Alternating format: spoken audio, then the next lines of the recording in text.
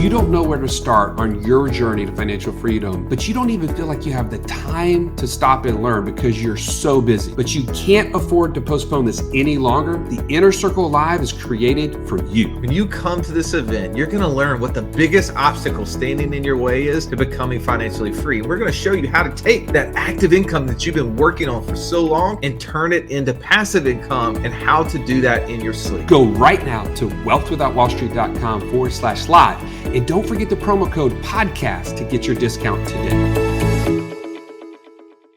All right, tribe, this month is another opportunity for us to share our passive income report. But this month is a little bit different. We're going to share a little bit of behind the scenes of some conversations that are happening in our mastermind as it relates to active income versus passive income. There's this constant friction of seeing, man, our investments in our own businesses always seem to be like this siren's call to put more and more money and more time into those when we're really not getting that lifestyle back that we wanted by investing in passive income streams. So we're going to talk about that today. We're also going to talk about your investment in private enterprise, in other businesses. Where the big E of experience. If you have it, how do you leverage it to get more of what you want in terms of passive private investments? And then lastly, what are the big question marks in your mind right now as it relates to interest rates? There's a lot of talk about them. There's a lot of movement in them.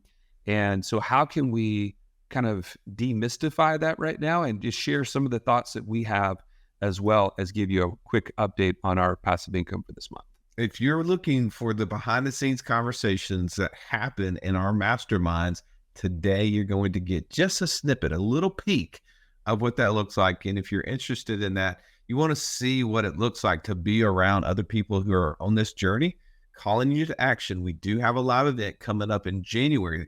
Go to wealthwithoutwallstreet.com/live. I know you probably heard the promo earlier, but go to that because I want to see you there, because I'd love to see the light bulbs go off and see how you can transform your environment in 2024 because of what you learned there, and more importantly, the relationships that you picked up there. Joey, let's jump into the podcast right now.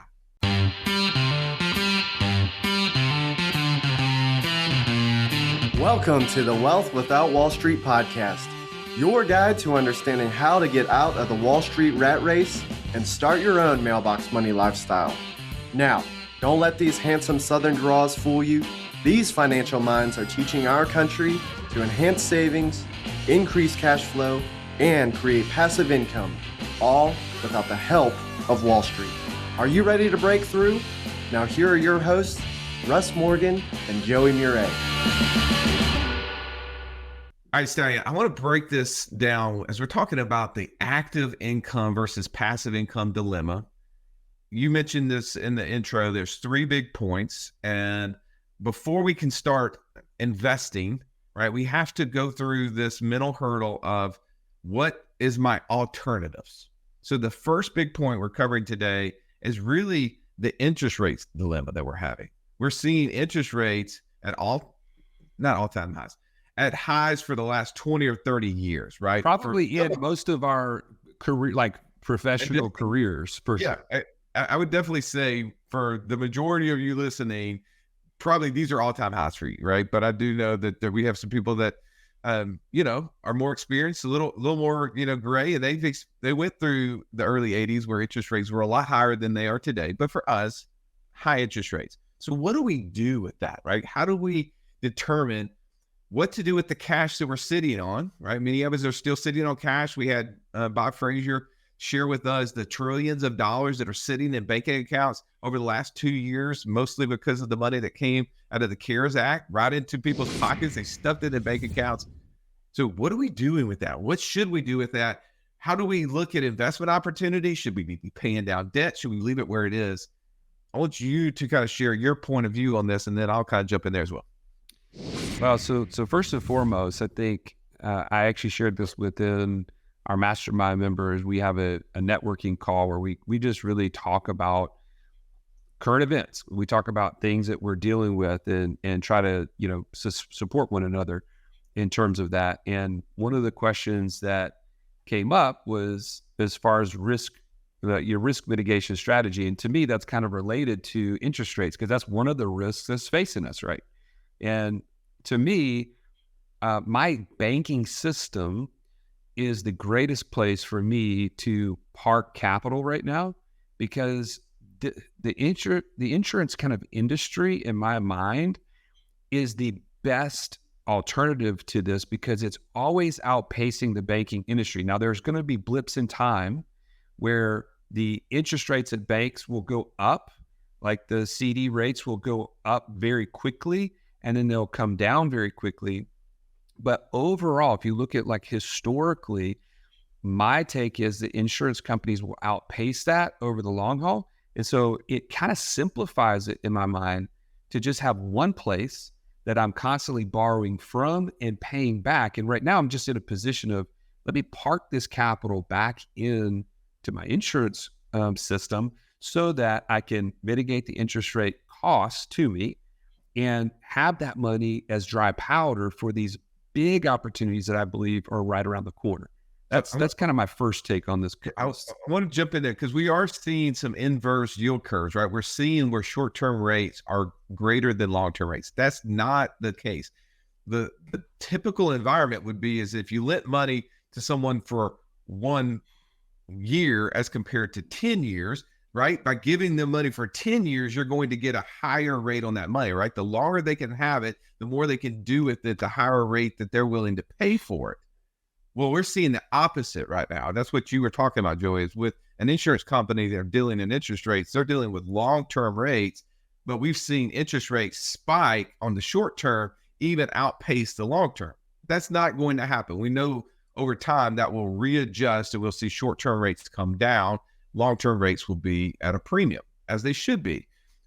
The point that I want to ask, though, is that if you see short-term rates right now on treasuries, right, a risk-free return of 5.25% to 5.5%.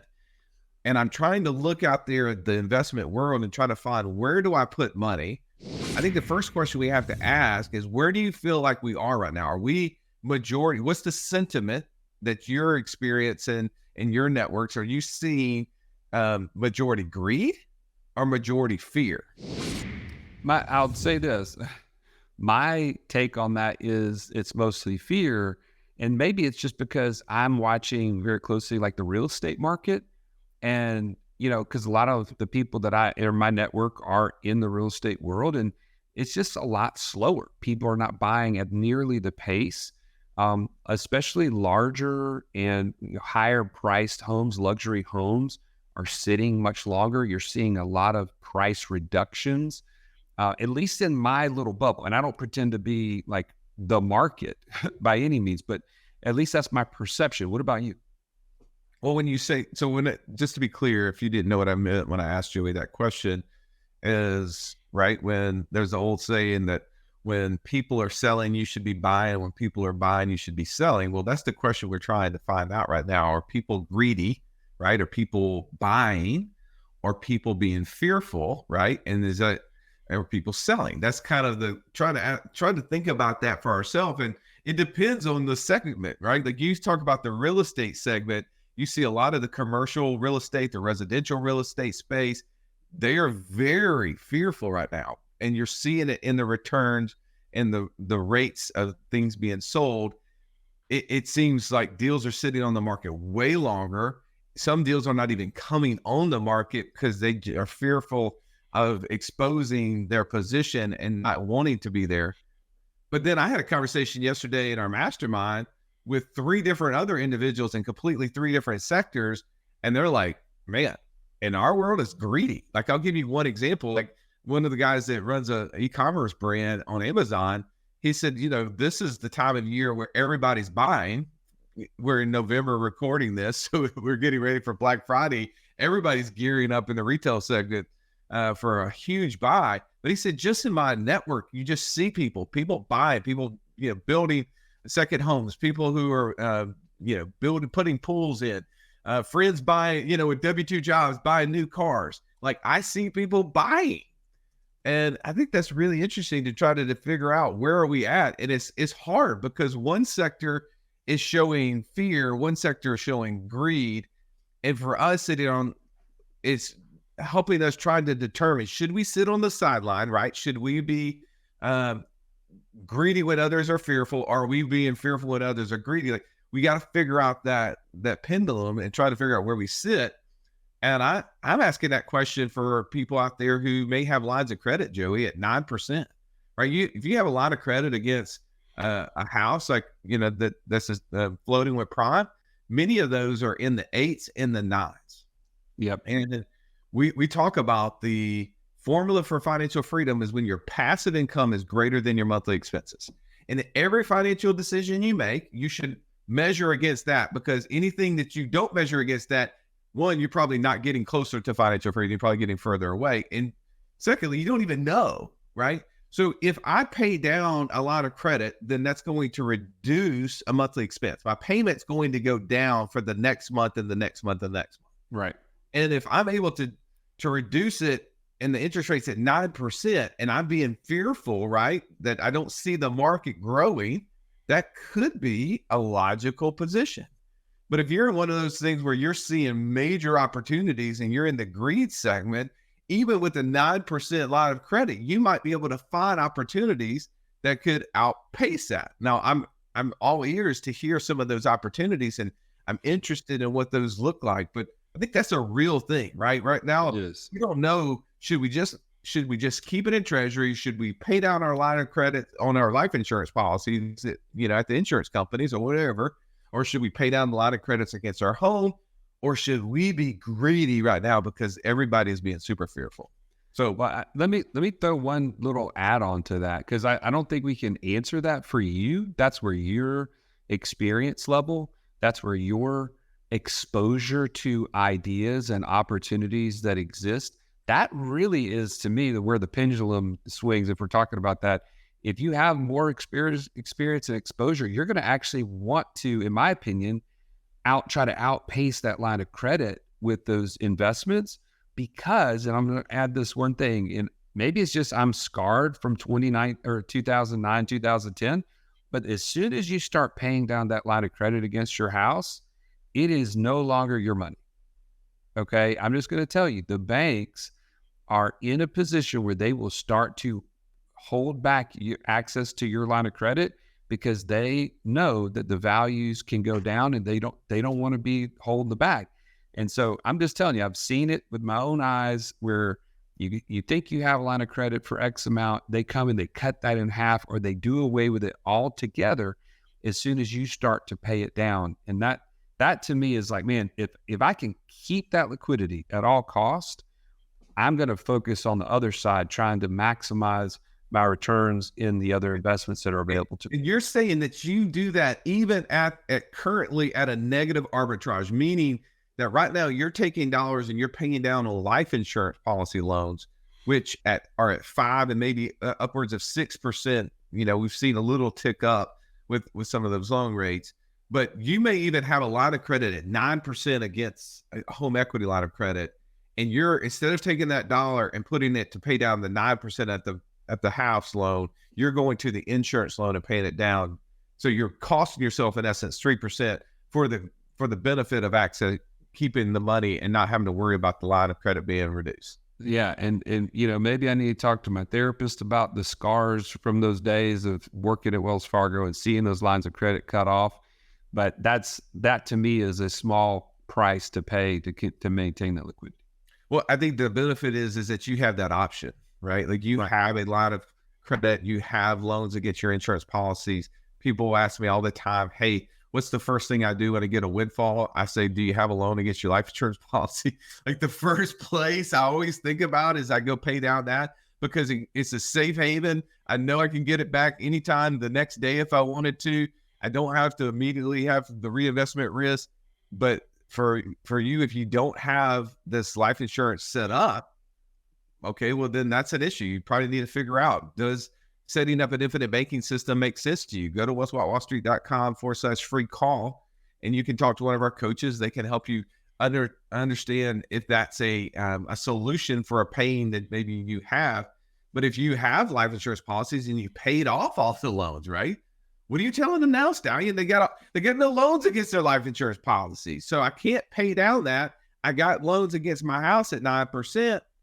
I'm feeling the sentiment around me being, I'm feeling a little fearful. I'm not looking at investments. I'm not seeing investments that have a risk return profile great enough to make me get out there.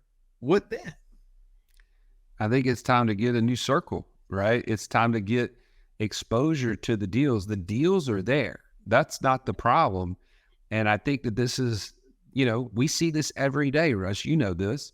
When people come to Wealth Without Wall Street, what's the number one thing they're asking? What do you guys invest in, right? What if it's wealth without Wall Street? Like, it's just a whole new world. It's almost like you're looking down at a tunnel and you're like, I can only see very little opportunities that would be outside of Wall Street.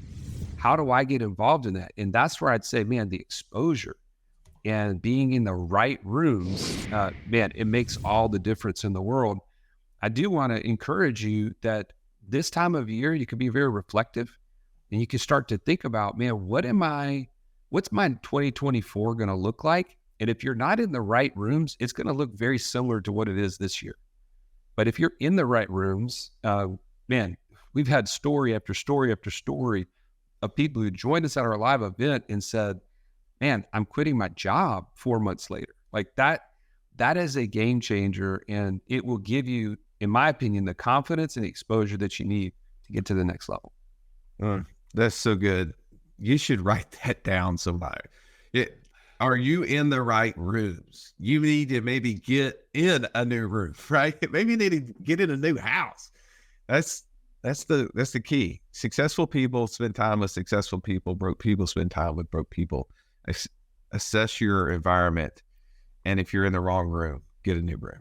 All right. Second point on our topic list today is to cover, how do we as investors, so maybe we're a skilled investor at this point. Maybe we have skills. Maybe we have a unique ability. I think we all have those.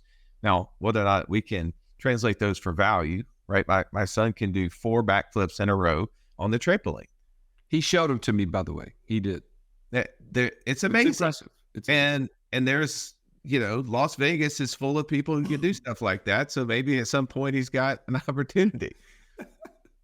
We got to find a way to get paid for that unique ability. And for every one of us, we have this unique ability, and we've seen this personally for what we've done and what, some of our network has done, where they're getting paid for the big E.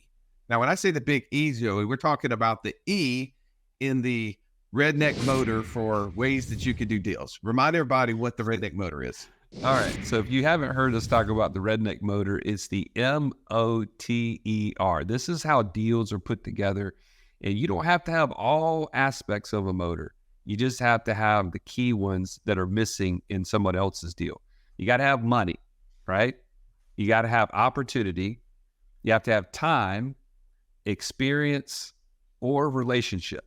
Again, you don't have to have all 5 of these, but you got to have the one that's missing for someone else's deal. And that's what we're talking about. The big E is experience. So talk a little bit about what you mean for someone who has this like vast knowledge and has this experience. How do they add that value and get paid for it? If you've listened to our show for any length of time, you've heard us talk about infinite banking and how we are able to use that concept to create over $50,000 a month in passive income. But it's just not that easy to figure out, how does this all connect into my own personal system? Stallion, that's why we created the passive income operating system, bro. It shows you how to turn active income into passive income. It makes all the steps come together. If you would like to get access to it as a podcast listener, we've never given this away in public before, go to wealthwithoutwallstreet.com/PIOS. There was nothing worse than walking into class when you're in school and the teacher saying, pop quiz day. Why? Because you were unprepared. Are you unprepared though for financial freedom? Don't be. Find out how close you are by taking our 30-second quiz at wealthwithoutwallstreet.com/quiz. We've made investments, right, into businesses and had passive income, if you will, right, where we have other people running those businesses, operating those businesses, And we're just using some of our right? Whether it's big or small, right? We're using some of that experience that we have and giving Size matters, Russ. right? Giving value to those businesses so that they can have success as well. And as a result, we're able to get paid, right? Maybe we have a percentage in the company because of that equity. And we have people in our network that, I mean, I saw guys check this month was over 30,000 just from one company that he's involved in. He's put no money into it, just used experience, and he's able to extract over $30,000 just for this 1 month. And I know he's involved in several others. So he has a 6-figure per month and basically return on experience, right? We talk about return on investment. He's got return on experience that's put him in a position to take advantage of it. And I think that we need to talk about this with you as you're listening, because maybe you have experience and maybe there's deals, maybe there's opportunities around you where people are looking to put together money. They're looking to build new relationships. Maybe you haven't that experience for that opportunity that you can be involved in, that you can start extracting some passive income and multiplying the value of that business. What are some of those things that people need to consider, Joey? How do they win? How can they get involved? What does that even look like? Well, I'm going to give you a really practical example.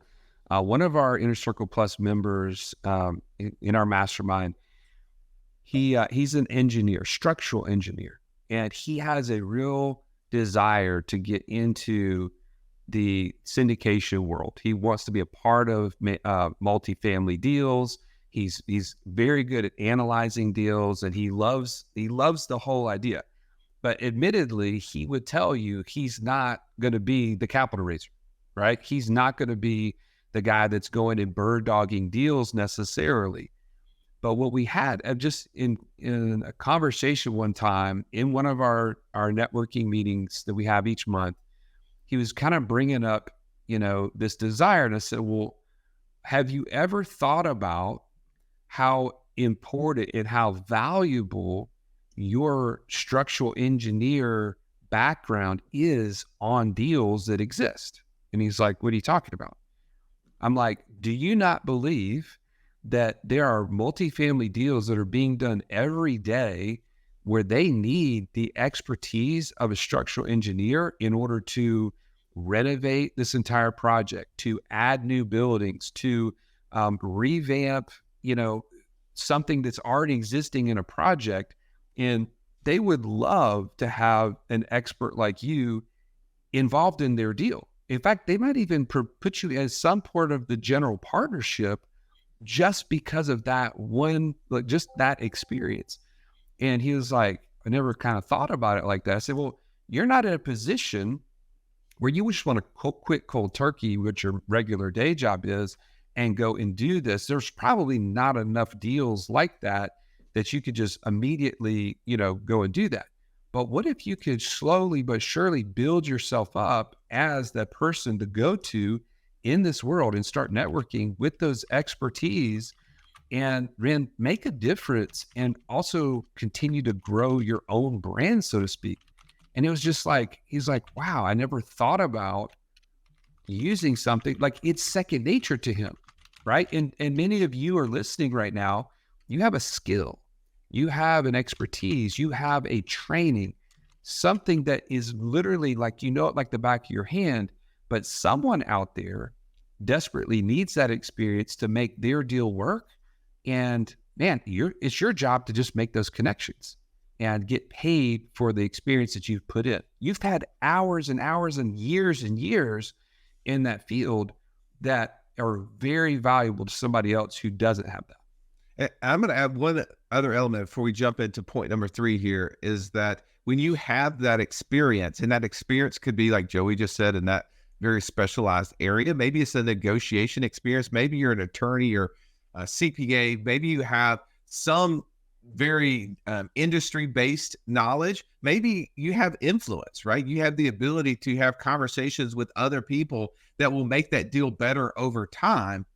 Well, maybe you are an investor in the deal too, but maybe you can lobby to get extra benefit off your investment that the average person couldn't, who's just bringing capital to a deal. So that, yeah, maybe now instead of just getting that 8% pref, right? Maybe only getting that 50-50 waterfall split. Maybe you're able to get a 9% pref.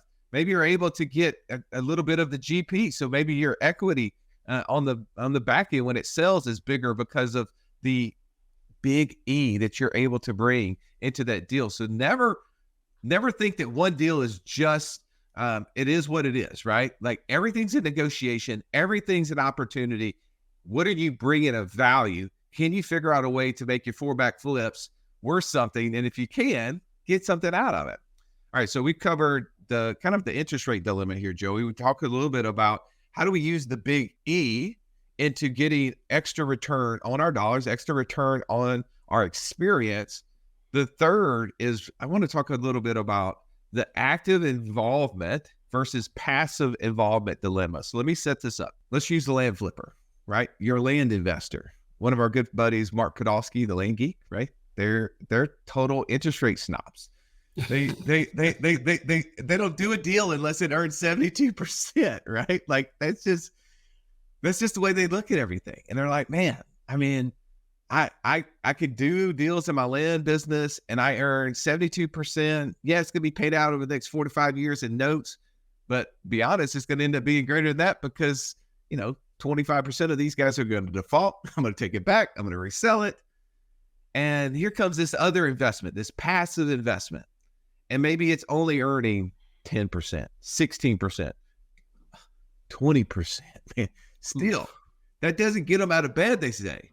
But they do nothing for it. Completely passive, 100% operated and run by someone else. How do you help someone go through that divide to understand the difference between active involvement, active business return versus passive return? I really believe it comes down to your vision, right? What is your ultimate lifestyle goal? And here's the thing, if you're a land flipper and you've built all the systems and you've created an employee hierarchy where they are working your business 100% for you and your calendar is clear of meetings, good for you. I mean, that's probably the easiest way to create the most passive income in the world is to take an active business and create a passive business out of it. In fact, part of our passive income mastermind, we have dedicated calls specifically for that purpose because most everybody in our group has an active business and they're literally trying to turn that into their best passive income source. But for others, they're stuck and it's almost like a drug, right? That, man, if I put more money and more time into my active business, my active income will increase and that's a win for me. But I'm going to just kind of fair warn you, greater income, active income does not equal freedom. And that's a lesson I learned early on in the mortgage business. Man, all this income I'm starting to make, I'm living well below my means. I'm thinking, this is amazing. But what was it doing? It was siphoning off the most important thing to me was time with my family, presence with my family, right? And not just being around them, but man, being mentally capable of engaging with my family and investing in my family. That doesn't happen if your phone is constantly going off and you're constantly the bottleneck of your income. And so that's my initial thoughts. What would you add to that, Russ? Well, when you're thinking passive, that is, like you said, it is allowing you not to have active involvement, something on your calendar that requires you to show up. It also means the responsibility falls 100% on that other third party. And we've got to pick good operators. We've got to have trusted people doing quality things. I recently heard on a podcast that said, if you're in a good deal with a bad partner, it's a bad deal. But if you're in a bad deal with a good partner, you'll figure it out. So I do think we have to find the good people to be partnered up with when we're investing. investing in. We need to know those people. We need to see the opportunities, know how they act when things go bad. That's good. Because when you're an active participant, even if you are truly just managing a deal and you've got all of these people, at some level though, your brain is still connected to it. You're thinking about it. As we look at our passive income report, Joey, on a monthly basis, how much, just on a minute basis, have you considered our land investing business? I would say less than 1 minute. I mean, really, it was the 1.5 or 2 minutes I spent when I pulled it up in order to help us put this report together, right? Exactly. So look at the report to see that this month net with our partners in the deal who are running it fully for us, we made over $20,000 in passive income for last month, for October, right? That's super passive. No, yes. We don't show our active businesses on this report, but we have 6-figure per month, active incomes. And when we look at those businesses, regardless of the team that we have running it, we have an amazing team. It requires us to be involved. It requires time and effort. I don't go on vacation. I know you make fun of me when I took a month off in June, but I mean, I spent a lot of time thinking about the business, figuring out opportunities that we could be doing for the next business idea alongside of this business, right? But I spent zero thoughts on the businesses that are 100% I'm passive in, someone else is running when they are quality people running them. That's right. So there's a value there for us to determine that, yes, we can make a lot more money investing in our own businesses, being involved, building a team, but people build their wealth doing that one thing. But what do they do with that wealth? They start investing in other things. That's right. I want to point out one other thing on our report, if you'll keep that up. So, there's a different approach to Turo that Russ and I both did. Russ decided, you know what? I don't know about this Turo thing. I'm going to try it myself. I'm going to go ahead and buy a car. I'm going to put it on the platform. I'm going to learn how to post it. I'm going to learn how to manage the text back and forth to the people renting it, the drop off, the pickup, the car wash, the cleaning. Did I mention anything? Did I forget something? There's more to that list. Man, how fast should you escape in a repossession? Exactly. What sort of heat are you packing when you go to do your own repossession? What type of ozone machine do you use whenever you're trying to get the weed smoke out of it? Do you use vanilla with the baking soda in the car? Yeah. So you get the point. Russ chose a very active passive income approach to Turo, and I chose a completely passive by hiring a management company to do it for me. Now, I made Russ. Can you enlarge this a little bit? The month of October, it looks like I netted $602, and you netted how much? I can't read that number. What was it, Russ, that you netted in October? I netted $387. Okay, but after the amount of hours and the potential citations that you had to pay for carrying a firearm into an apartment complex to repo your truck, I mean, what was the net on that $387, Russ? Oh man, I am significantly lower. I'm in the red. Yeah. I mean, this is, by the way, this was only for the first 2 weeks of October, because after all of that, I took it off the platform completely. Oh, well, here's the point. There is a cost to active involvement, and I'm just telling you, when we're talking about passive income for the purpose of financial freedom, you have to think in light of lifestyle. And that's where I'm going to kind of camp out on that for this topic today, the active versus passive. Could I potentially make more if I, like for instance, my RV? I know other people who manage their RV themselves. They go and drop it off, they pick it up, like all these sort of things. But to me, the mental and the operational cost of doing it is far better to have someone else doing that for me. And anyways, that's what I just want to challenge you with. If you don't have those opportunities, it's time to find them. It's time to get in the rooms where these things are being talked about and share the experience other people have so that you can get to financial freedom as fast as possible. I love that. So, Tribe, hopefully you enjoyed this edition of our passive income report as we broke down the 3 topics: the interest rate dilemma, the big E, how do we invest using our experience, and also the active versus passive involvement dilemma. This is another episode that we bring to you to kind of let you see behind the scenes, pull back the curtain on what we're doing personally, but also the conversations we're having in these masterminds.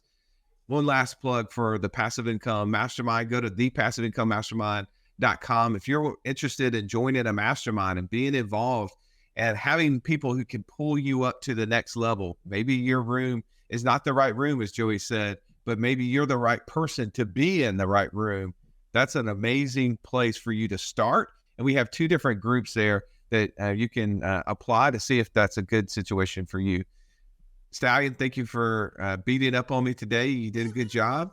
I'm glad that you're able to, pull out a victory in the Turo space. From this point forward, any positive numbers you put up are better than my zeros, because I'm going to have zeros from this point forward. And I'm looking for the day that 100 Unicorns doesn't post a red number on this thing that pulls us down. But we're still, even with you losing $4,300 in the 100 Unicorns in the month of October, we still brought in $38,983.